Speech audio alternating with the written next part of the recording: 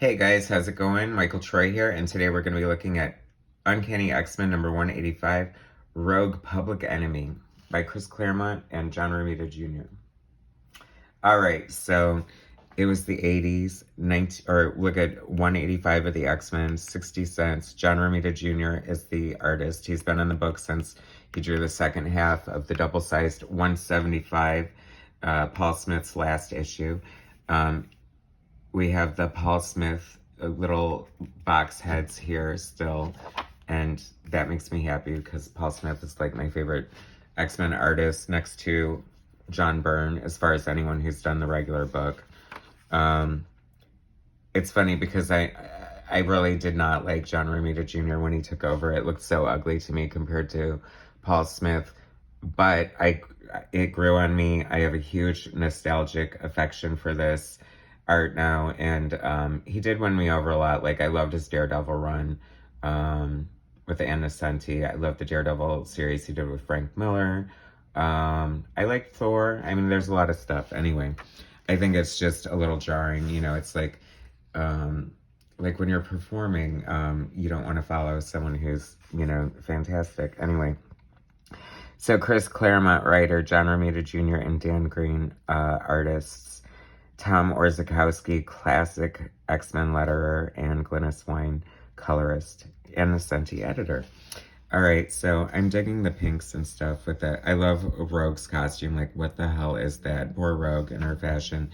I mean, it's like a bed sheet with a hole through it, tied at the waist with some black leggings and some gloves. And as you can see through this flashback sequence, we have Rogue appearing in one of her other early horrifying costumes.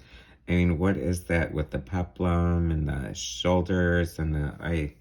Anyway, it's funny because anyone who has been around as long as I have and is familiar with Rogue knows that when she debuted, she looked like a middle-aged PE teacher, and Chris Claremont was not happy about that because she's supposed to be like 17 or something like that.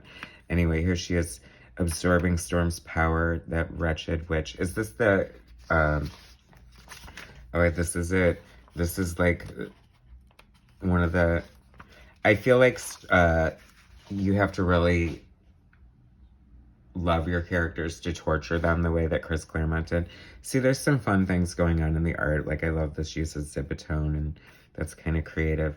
But I think, oh, and there's Professor Xavier counseling Rachel, and she looks terrible too. I mean, I know she just came from like the future and went through hell and everything, but I mean, the way Alan Davis drew her in Excalibur, she was so cool and beautiful to me anyway. So she just looks a little, I don't know what.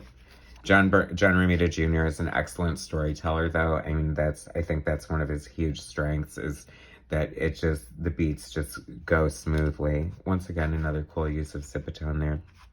I love Mystique. She's such a great character. I wish that Chris Claremont would do like a big Destiny Mystique story. I mean, he probably already has, but I want more.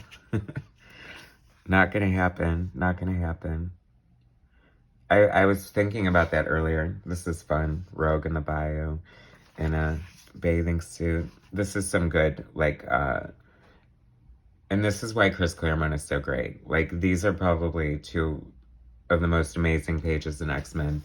And it's always good when it's just like characters like sitting there pouring their hearts out to each other and sort of...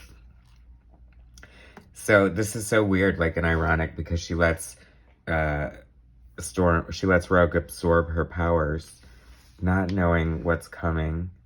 And I have to say, like, I've always loved Storm. She's totally my favorite X-person. I've always loved her attachment to nature and just, like, everything she represents, how cool and beautiful and strong and powerful she is. What's not to love? So Rogue is really going through hell, not really... That's the great thing about Rogue, too, like, back in the beginning, is, like, you know, she didn't have any control over her powers. So if she absorbs somebody else's powers, clearly she's not going to have control over them as well. This page makes me super happy right here. Okay, Power Pack. I loved Power Pack. June Brigman had amazing art. West Coast Avengers. I mean, how great was that? Peter Parker, The Spectacular Spider-Man. Ironically, I feel like I collected Amazing Spider-Man, but not Peter Parker for some reason, even though my brother did. I don't know. I was weird. What can I say? Maybe it was a limitation on how many books I could get, but I definitely gravitated more towards like the teen books and stuff like this. And plus, I was collecting New Teen Titans and my brother wasn't, so maybe that was the trade-off. I don't know. Once again, Alpha Flight number 14, Secret Wars. I don't remember that Submariner, but it looks really cool. I love the Submariner. That's a cool panel, but devastating at the same time because this is the blow that makes Storm lose, spoilers, makes Storm lose her powers. And I thought it was going to be like 1 or 2 issues, and Claremont totally committed to that, not giving her powers back for like ever and a day. And there's Forge, the butthole, who took away her powers. And so that's how that happened. On the next issue is so good. Life Death, illustrated by Barry Windsor Smith. So bust out your old X-Men, people. Remember the heyday and how much fun and how great the X-Men were. And what a great issue this is. There's so much going on. Action, excitement, drama, like totally kick you in the crotch because when Storm loses her powers. But then there's those human moments too. Getting to know Rogue in her bad fashion.